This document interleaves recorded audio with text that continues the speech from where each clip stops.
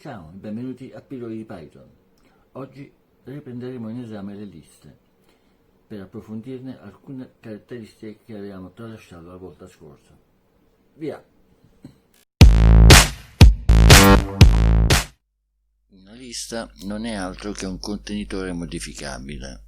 Questo significa che al contrario delle stringhe, sia la lista che i suoi elementi possono essere modificati. Nel caso della lista è possibile aggiungere o rimuovere elementi dopo la creazione. È possibile creare sia una lista vuota che una già popolata.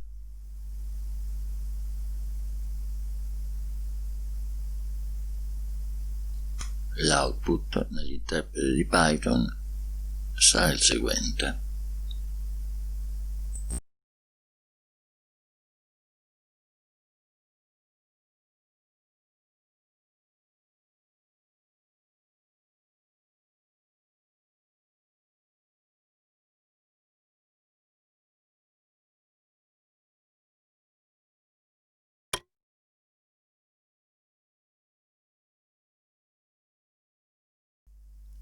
L'aggiunta di un nuovo elemento alla medesima lista accoderà l'elemento.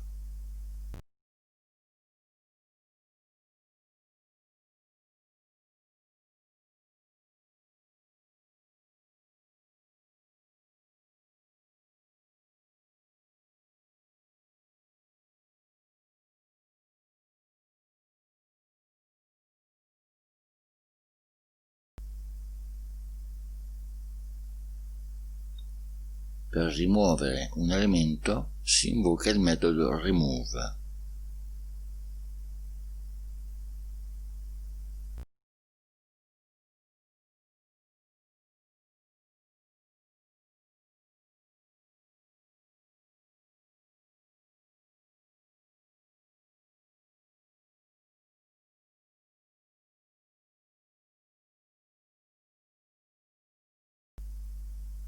È infine possibile eliminare più di un elemento alla volta dalla lista, anche tutti in una volta. Ovviamente è sempre possibile complicare le cose. Prendiamo ad esempio la seguente lista.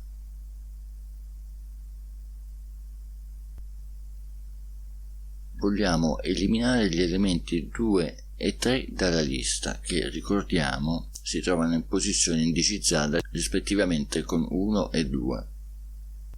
Sarà sufficiente scrivere per 2 volte il comando.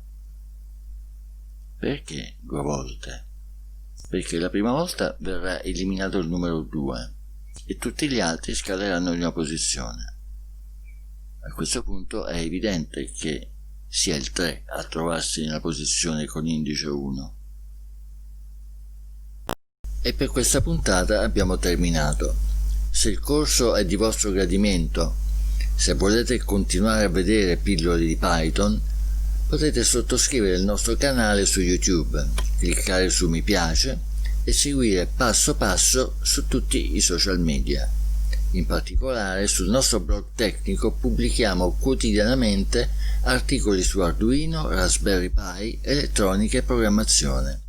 Vi diamo appuntamento alla prossima pillola.